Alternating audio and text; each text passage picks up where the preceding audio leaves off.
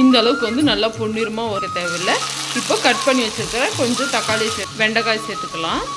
1 table spoon அளவுக்கு நொய் எடுத்துக்கிறாங்க. இது பார்த்தீங்கன்னா நல்லா இருக்குங்க. இது கொஞ்சம் சேர்த்துக்கணும் அப்படின்னா டேஸ்ட் வந்து ரொம்பவே நல்லா இருக்குங்க.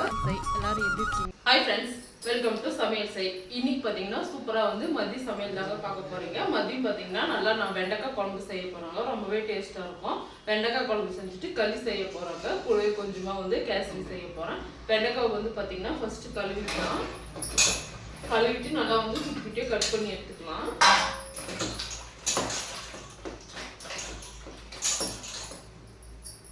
உங்களுக்கு எந்த சைஸ் வேணுமோ அந்த அளவுக்கு வந்து கட் பண்ணிக்கோங்க.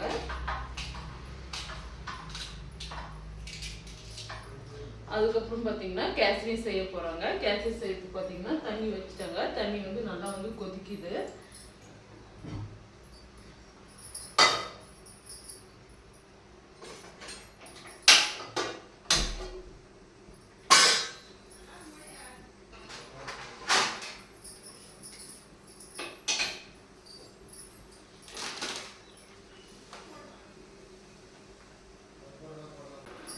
கேசரி செய்யறதுக்கு பார்த்தீங்கன்னா கொஞ்சமாக எண்ணெய் சேர்த்துக்கிறாங்க. இது போல் செஞ்சு பாருங்க, ரொம்பவே நல்லா இருக்கும். 4 டேபிள் ஸ்பூன் அளவுக்கு எண்ணெய் சேர்த்துக்கிறாங்க. எண்ணெய் நல்லா சூடாகட்டும். சூடானதுக்கு அப்புறமா இங்கே பாருங்க, இந்த டம்ளரில் 1 டம்ளர் அளவுக்கு ரவை சேர்த்துக்க போகிறேன். 1/2 டம்ளர் சேர்த்துக்க போகிறேங்க. ரவை சேர்த்துட்டு நல்லா வந்து மிக்ஸ் பண்ணிக்கோங்க.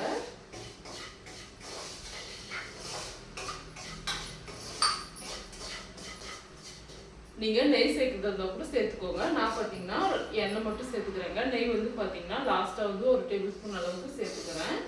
நெய் பிடிக்கும் முன்னே நெய்யில் கூட நீங்கள் வறுத்துக்கலாம். இது போல் எண்ணெய் சேர்த்து செய்யும்போது பார்த்தீங்கன்னா ரவை வந்து ஒன்றோடு ஒன்று ஒட்டி போகாமல் ரொம்பவே நல்லாயிருக்கும். நல்லா வந்து சேர்த்துட்டு மிக்ஸ் பண்ணிக்கோங்க. நல்லா வந்து ரவை வந்து பொன்னிறமாக பொரிஞ்சு வரணும். தண்ணி பார்த்தீங்கன்னா நல்லா வந்து கொதிக்குதுங்க. தண்ணி பார்த்தீங்கன்னா இந்த அளவுக்கு வந்து நல்லா சலசலன்னு கொதிச்சு வரணுங்க. அதுக்கப்புறமா பார்த்தீங்கன்னா நம்ம ரவையை வந்து வறுத்து வச்சுருக்கோம்ல, இந்த ரவையில் வந்து சேர்த்துக்கலாங்க. நீங்கள் நெய் மட்டும் சேர்த்து செய்கிறதா இருந்தால் திகட்டுங்க. அதனால பார்த்தீங்கன்னா எண்ணெய் கொஞ்சம் சேர்த்துக்கோங்க.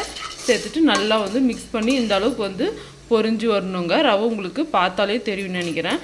நல்லா வந்து வறுப்பட்டாச்சு. இப்போ பார்த்தீங்கன்னா இந்த கொதிக்கிற தண்ணியை பார்த்தீங்கன்னா இந்த ரவையோடு சேர்த்துக்கலாம். இந்த டம்ளரில் 1/2 டம்ளர் அளவுக்கு தான் நான் ரவை எடுத்துருந்தேன். இதுக்கு பார்த்திங்கன்னா 1க்கு 2 அளவு தண்ணி வச்சுக்கலாங்க. 3 டம்ளர் அளவுக்கு தண்ணி வந்து சுடு பண்ணி வச்சுருந்தேன். அந்த தண்ணியை பார்த்திங்கன்னா இந்த ரவையோடு சேர்த்து நல்லா வந்து மிக்ஸ் பண்ணிக்கலாம். தண்ணி பார்த்திங்கன்னா கொஞ்சம் கொஞ்சமாக சேர்த்துக்கோங்க.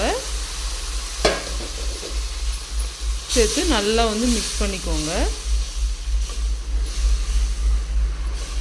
ரவை வந்து நல்லா வந்து வேகணுங்க. இன்னும் கொஞ்சம் தண்ணி சேர்த்துக்கலாம்.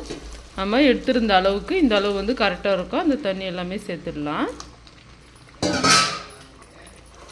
சேர்த்துட்டு நல்லா வந்து மிக்ஸ் பண்ணிக்கோங்க. ரவை பார்த்திங்கன்னா நல்லா வந்து வெந்து வரட்டுங்க. இந்த பக்கம் பார்த்திங்கன்னா கடாய் வச்சுட்டேங்க. கடாய் நல்லா சூடானதுக்கப்புறமா வெண்டைக்காய் சேர்த்துக்க போகிறோம். வெண்டைக்காய் பார்த்திங்கன்னா நான் ஆல்ரெடி வந்து கட் பண்ணி வச்சுருந்தேங்க. அந்த வெண்டைக்காவை வந்து இந்த கடாயில் சேர்த்துட்றேன். கடாயில் சேர்த்து நல்லா வந்து வறுத்துக்கலாம். நல்லா பொன்னிறமாக வறுத்து எடுத்து குழம்பு செஞ்சால் குழம்பு நல்லா இருக்குங்க. இங்கே பார்த்திங்கன்னா ரவை வந்து வேக ஆரம்பிச்சிருச்சு. நல்லா வந்து மிக்ஸ் பண்ணிக்கோங்க. கேசரினாலே ஃபுட் கலர் தாங்க. கொஞ்சமாக மட்டும் வந்து ஃபுட் கலர் சேர்த்துக்கிறேன். இது ஆப்ஷனல் தான், உங்களுக்கு வேணும்னா சேர்த்துக்கோங்க, இல்லைன்னா சேர்க்க கூட தேவையில்லை. கொஞ்சமாக சேர்த்துட்டு நல்லா வந்து மிக்ஸ் பண்ணிக்கோங்க. கட்டி பார்த்திங்கன்னா ஒரே கட்டி கூட வராது. ஏன்னா நம்ம ரவையை வறுத்து செய்கிறதுனால கட்டி கொஞ்சம் கூட கட்டியே வராதுங்க. நல்லா வந்து மிக்ஸ் பண்ணிக்கோங்க. ரவை வந்து நல்லா வந்து வேகட்டும். சூப்பரான கலரில் பார்த்திங்கன்னா வந்தாச்சு. நல்லா வந்து மிக்ஸ் பண்ணி நல்லா வந்து ரவை வெந்ததுக்கப்புறமா நம்ம இனிப்புக்கு சர்க்கரை சேர்த்துக்க போகிறோம். நல்லா வந்து ரவை இது போல் தண்ணியெல்லாம் ரவையும் தண்ணி இது போல் நல்லா ஒன்று சேர்ந்து வந்ததுக்கப்புறமா நம்ம சர்க்கரை சேர்த்துக்க போகிறோம். இந்த டம்ளரில் பார்த்திங்கன்னா 1/2 டம்ளர் ரவை எடுத்துருந்தோம். 1 டம்ளர் அளவுக்கு மட்டும் நான் சர்க்கரை சேர்த்துக்கிறேங்க. சேர்த்துட்டு நல்லா வந்து மிக்ஸ் பண்ணிக்கோங்க. நல்லா மிக்ஸ் பண்ணி இன்னும் கொஞ்சம் நல்லா வந்து ட்ரை ஆகி வரட்டும். நல்லா மிக்ஸ் பண்ணிக்கலாம். அடுத்ததாக நம்ம ஏலக்காய் பொடி சேர்த்துக்கிறோங்க. ஏலக்காய், சுக்கு, இது கூடவே சோம்பு சேர்த்து நம்ம பொன்னிறமாக வறுத்து ஆல்ரெடி நம்ம அரைச்சி வச்சுருந்தோம். அதுலேருந்து பார்த்தீங்கன்னா ஒரு டேபிள் ஸ்பூன் அளவுக்கு சேர்த்துக்கலாம். இது பார்த்தீங்கன்னா வாசனை வந்து ரொம்பவே நல்லா இருக்குங்க. அதனால நான் ஆல்ரெடி அரைச்சி வச்சுருந்தேன்.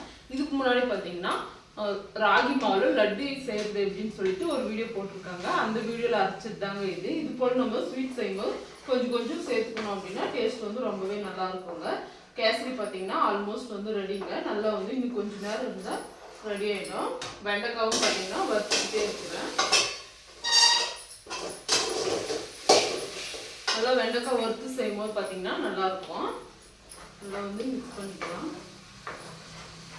ஒரு சின்ன லெமன் சைஸ் அளவுக்கு புளி எடுத்துக்கிறேங்க. வெண்டைக்காய் குழம்புக்கு புளி வந்து ஊற வச்சுக்கிறேன்.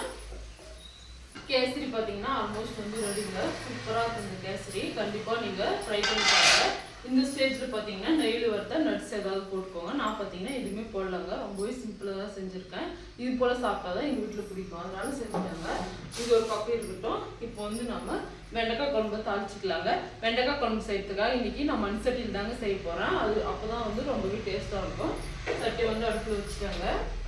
நல்லா வந்து இது கொஞ்சம் நேரம் சூடாக இருக்கும். கொஞ்சம் லேட் ஆகும். சூடு ஏறிச்சுன்னா டக்குன்னு சமைச்சிடலாம். கொஞ்சம் நேரம் நல்லா சூடாகட்டும். வெண்டைக்காய் பார்த்தீங்கன்னா ஆல்மோஸ்ட் வந்து வறுத்தாச்சு. இன்னும் கொஞ்சம் நேரத்தில் வெண்டைக்காவும் ரெடி ஆகிடும்.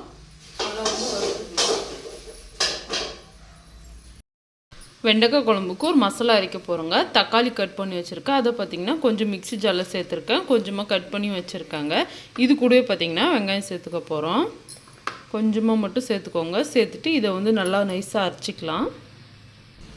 இப்போ சட்டி நல்லா சூடு ஏறிச்சிங்க. இப்போ எண்ணெய் சேர்த்துக்கிறேன். எண்ணெய் பார்த்திங்கன்னா ஒரு 4 டேபிள் ஸ்பூன் அளவுக்கு எண்ணெய் சேர்த்துக்கோங்க. எண்ணெய் நல்லா சூடாகட்டும். புளிக்குழம்பு மீன் குழம்பெல்லாம் செய்யும்போது பார்த்திங்கன்னா கொஞ்சமாக வந்து வெந்தயம் சேர்த்துக்கிட்டோம் அப்படின்னா டேஸ்ட் வந்து ரொம்பவே நல்லா இருக்குங்க. வெந்தயம் பொரிஞ்சு வரட்டும். இது கூடவே கொஞ்சமாக கடுகு உளுத்தம் பருப்பு சேர்த்துக்கிறேங்க. கடுகு நல்லா பொரியட்டும். இந்த தக்காளி வெங்காயத்து கூடவே பார்த்திங்கன்னா நம்ம புளி ஊற வச்சுருந்தோம்ல, அந்த புளியும் பார்த்திங்கன்னா இந்த மசாலாவோடு சேர்த்து நல்லா அரைச்சிக்கலாம். கடுகு பார்த்திங்கன்னா நல்லா பொரிஞ்சு வந்துடுச்சு. இப்போ கட் பண்ணி வச்சுருக்கிறேன் வெங்காயம் சேர்த்துக்கிறேன். கொஞ்சமாக பூண்டும் சேர்த்துக்கிறேங்க. இந்த அளவுக்கு வந்து நல்லா பொன்னிறமாக வரணுங்க. நான் பார்த்திங்கன்னா இஞ்சி பூண்டு பேஸ்ட் சேர்த்துக்கலாங்க. உங்களுக்கு வேணும்னா சேர்த்துக்கோங்க, இல்லைன்னா சேர்க்க தேவையில்லை. இப்போ கட் பண்ணி வச்சுருக்கிறேன் கொஞ்சம் தக்காளி சேர்த்துட்றேங்க. தக்காளி சேர்த்துட்டு நல்லா வந்து மிக்ஸ் பண்ணிக்கலாம். தக்காளி நல்லா வதங்கட்டும். இப்போ குழம்புக்கு தேவையான அளவுக்கு உப்பு சேர்த்துக்க போகிறேன். உப்பு பார்த்திங்கன்னா ஒரு டேபிள் ஸ்பூன் அளவுக்கு சேர்த்துக்கிறேன். உப்பு சேர்த்துட்டு நல்லா வந்து மிக்ஸ் பண்ணிக்கலாம். இந்த தக்காளி வந்து பார்த்திங்கன்னா நல்லா வதங்கட்டும். இப்போ பார்த்திங்கன்னா தக்காளி வந்து ஓரளவுக்கு வந்து நல்லா வதங்கியாச்சு. இப்போ பார்த்திங்கன்னா நம்ம வறுத்து வச்சுருக்கிற வெண்டைக்காய் சேர்த்துக்கலாம். வெண்டைக்காய் பார்த்திங்கன்னா இந்த அளவுக்கு நல்லா வறுத்தா தான் கொழு கொழுப்பாக இல்லாமல் ரொம்பவே நல்லாயிருக்கும் குழம்பு. இதுக்கப்புறமா நம்ம அரைச்சி வச்சுருக்கிற மசாலா சேர்த்துடலாங்க. சேர்த்துட்டு நல்லா வந்து மிக்ஸ் பண்ணிக்கோங்க.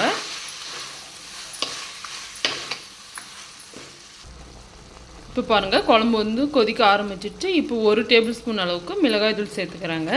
சேர்த்துட்டு இதையும் நல்லா வந்து மிக்ஸ் பண்ணிக்கலாம்.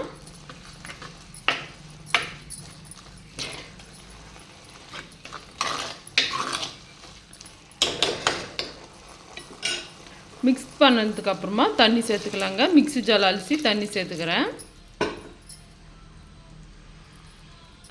தண்ணி சேர்த்துட்டு நல்லா மிக்ஸ் பண்ணிக்கோங்க. குழம்பு வந்து நல்லா வந்து கொதித்து நல்லா திக்காகி வரணுங்க. இப்போ ஒரு மூடி வச்சு மூடிடுறேன். இப்போ மூடி வச்சுருங்க. குழம்பு நல்லா கொதித்து திக்காகி வரட்டும். குழம்பு பார்த்திங்கன்னா கொதிக்க ஆரம்பிச்சிச்சு. குழம்பு நல்லா கொதித்து பச்சை வாசனைலாம் போய் வரட்டுங்க. இப்போ வாங்க நம்ம களி செய்யலாம். களி செய்யறதுக்கு பார்த்திங்கன்னா இந்த கப்பால் 1 கப் அளவுக்கு நொய் எடுத்துக்கிறாங்க. இது பார்த்திங்கன்னா அரிசியிலே உடச்ச நொய்ங்க. பார்த்திங்கனாலே தெரியும் நல்லா குருணையாக இருக்கும். இதுதான் பார்த்திங்கன்னா களி செய்யறதுக்கெல்லாம் நல்லாயிருக்குங்க. இப்போ இதை வந்து நல்லா கழுவிக்கலாம். நொய் கழுவி வச்சுட்டாங்க. 1 கப் அரிசிக்கு 3 கப் அளவுக்கு தண்ணி எடுத்துக்கோங்க. எடுத்து இதிலே சேர்த்துட்டு ஒன்றாவே வச்சுட்டாங்க. நல்லா வந்து கொதிச்சு வந்ததுக்கப்புறமா மாவு போட்டுக்கலாம். இப்போ இது நல்லா கொதிக்கிட்டோம். நொய் பார்த்திங்கன்னா நல்லா வந்து வேக ஆரம்பிச்சிச்சுங்க. இந்த அளவுக்கு வந்து வெந்தால் வந்து போதுங்க. இப்போ நம்ம மாவு போட்டுடலாம். அப்படியே வாங்க. இந்த பக்கம் நம்மளுடைய வெண்டைக்காய் புளிக்குழம்பு பார்த்திங்கன்னா ஆல்மோஸ்ட் வந்து ரெடிங்க. சூப்பராக வந்து கொதிச்சு எண்ணெயெல்லாம் பிரிஞ்சு வந்தாச்சு. இப்போ பார்த்திங்கன்னா லாஸ்ட்டாக வந்து நம்ம கருவேப்பிலை சேர்த்துக்க போகிறோம். எனக்கு பார்த்திங்கன்னா லாஸ்ட்டாக சேர்த்தா தாங்க பிடிக்கும், அதனால் சேர்த்துக்கிறேங்க. வதக்கும் போது கொஞ்சம் சேர்த்தா நல்லாயிருக்கும். கொத்தமல்லி போட்டு அவ்வளோதாங்க. அடுப்பு ஆஃப் பண்ணிட்டேன். அடுப்பு ஆஃப் பண்ணதுக்கப்புறமும் பார்த்திங்கன்னா வெண்டைக்காய் குழம்பு இவ்வளோ அழகாக கொதிக்குது பாருங்கள். மண் சட்டியில் செஞ்சால் இப்படி தாங்க இருக்கும். இப்போ இதை வந்து மூடி வச்சிடலாம். இது கொஞ்சம் நேரம் இருக்கட்டும். இப்போது வாங்க இதுக்கு மாவு போட்டுடலாம். மாவு பார்த்திங்கன்னா ஒரு கப் அளவுக்கு மட்டும் மாவு சேர்த்துக்கோங்க. இது போல் சேர்த்துக்கோங்க. நீங்கள் அது மாதிரி பரப்பி சேர்த்திங்கன்னா மாவு வந்து வேகாதுங்க. அதனால் இது போல் சேர்த்துட்டு இப்போ மூடி வச்சுக்கிறேன். இப்போது களியை பார்த்திங்கன்னா மூடி வச்சுக்கிறாங்க. மூடி வச்சு நல்லா வந்து வேகட்டும். மாவு பார்த்திங்கன்னா சூப்பராக வந்து வேக ஆரம்பிச்சிடுச்சிங்க. மாவு நல்லா வெந்து வந்தால் தான் வந்து பார்த்திங்கன்னா களி வந்து ரொம்பவே நல்லாயிருக்கும். இப்போ மூடி வச்சுக்கிறேன். மூடி வச்சு பார்த்திங்கன்னா ஒரு 7லேருந்து ஒரு 10 நிமிஷம் வந்து நல்லா வேகணுங்க.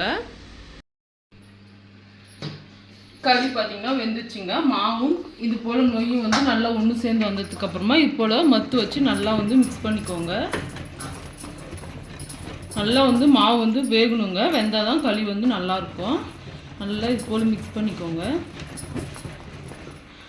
நொய்யும் தண்ணி மாவெல்லாம் கரெக்டாக போட்டிங்கன்னா கரெக்டாக வருங்க. பாருங்கள், எந்த ஒரு கட்டி இல்லாமல் சூப்பராக வரும். நல்லா வந்து மிக்ஸ் பண்ணிக்கிட்டே இருங்க.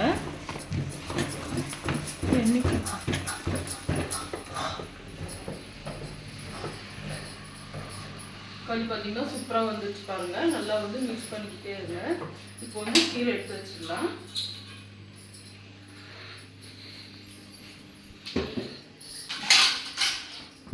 கீழே வச்சுட்டு நல்லா வந்து கலரிக்கோங்க.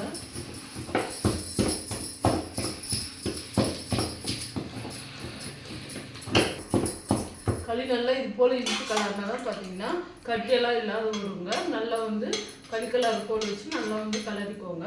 இப்போ வந்து சூப்பராக வந்து களி ரெடிங்க. இது போல் மரத்தட்டில் தண்ணி வந்து இது போல் நினச்சிட்டு கையிலையும் தண்ணி நினச்சிக்கோங்க. இன்னும் சூடாக இருக்கும். இப்போ களி உங்களுக்கு எந்த பெருசு வேணுமோ அந்த அளவுக்கு எடுத்துக்கோங்க.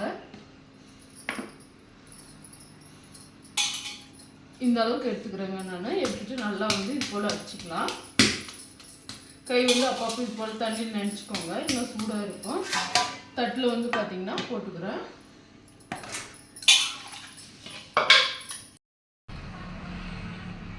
அப்புறம் வெண்டைக்காய் குழம்பு ரெடிங்க. களி கிளறி சாப்பிட வேண்டியதுதாங்க.